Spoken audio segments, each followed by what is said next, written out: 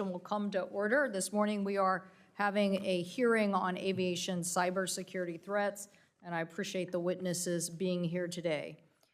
The reality is stark. Our aviation industry is under constant threat from cyber attacks, up 74% since 2020. With the aviation sector contributing more than 5% of our GDP, that is $1.9 trillion in total economic activity, and supporting 11 million jobs, we have to wake up and take these aviation cybersecurity threats seriously.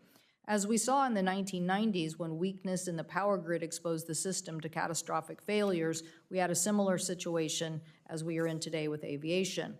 Like with the utility industry, the solution has to be a strong national standard for resiliency and organizations committed to the highest standard, whether that's voluntary as organizations or something stronger.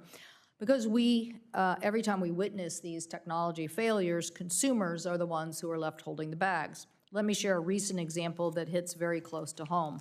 Last month, SeaTac Airport, Seattle-Tacoma International Airport, was hit by a ransomware attack from Reseda Group, forcing airport leaders to shut down various computer systems that run everything from ticketing to display boards to baggage claims, creating confusing environment for passenger and workers, and yes, delaying flights and some flight cancellations.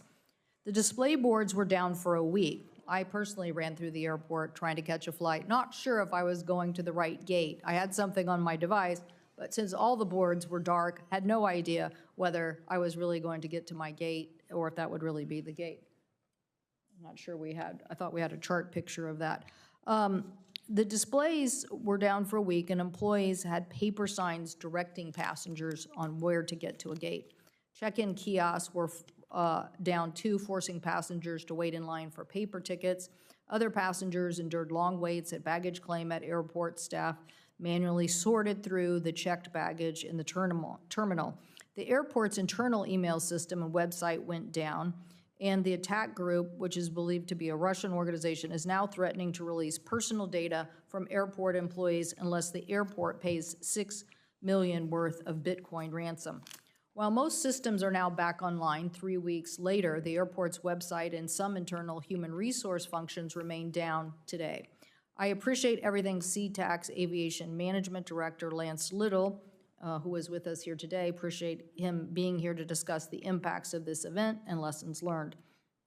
SeaTac's situation isn't unique. Across the country, we've seen troubling examples of cyber vulnerabilities in our aviation sector.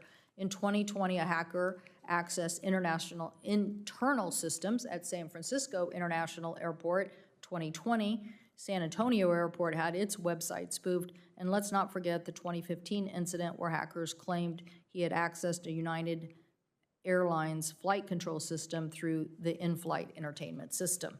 That is why we are here today, to spotlight this issue and figure out what more needs to be done, and to let the traveling public know that Congress and the federal government are going to combat potential disruptions to their air travel and safety.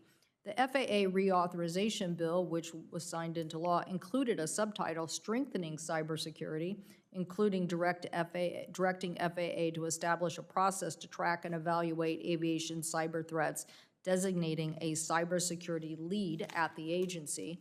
And just last year, TSA and FAA both issued cybersecurity requirements for airports, airlines, and manufacturers.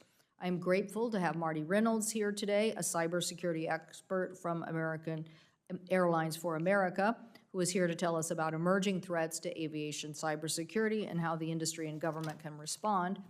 And cyber attacks and other recent technology outages in aviation, like the NOTAM failure or Southwest meltdown or the CrowdStrike outage, have made it clear that brittle infrastructure won't cut it.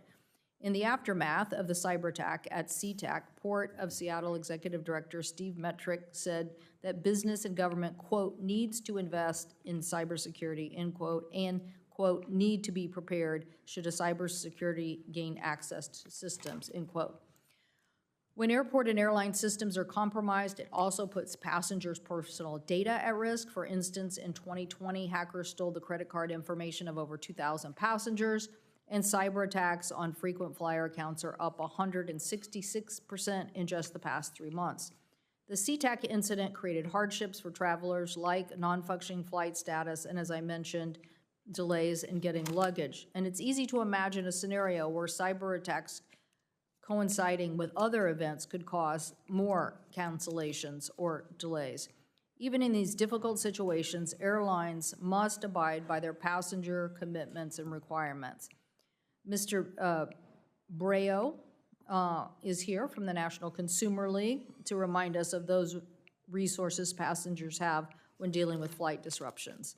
This includes requirements for airlines to provide hassle-free refunds as mandated by the FAA reauthorization. So thank you again to our panelists for being here. I look forward to your testimony, and now I'll turn to Ranking Member Cruz for his opening statement.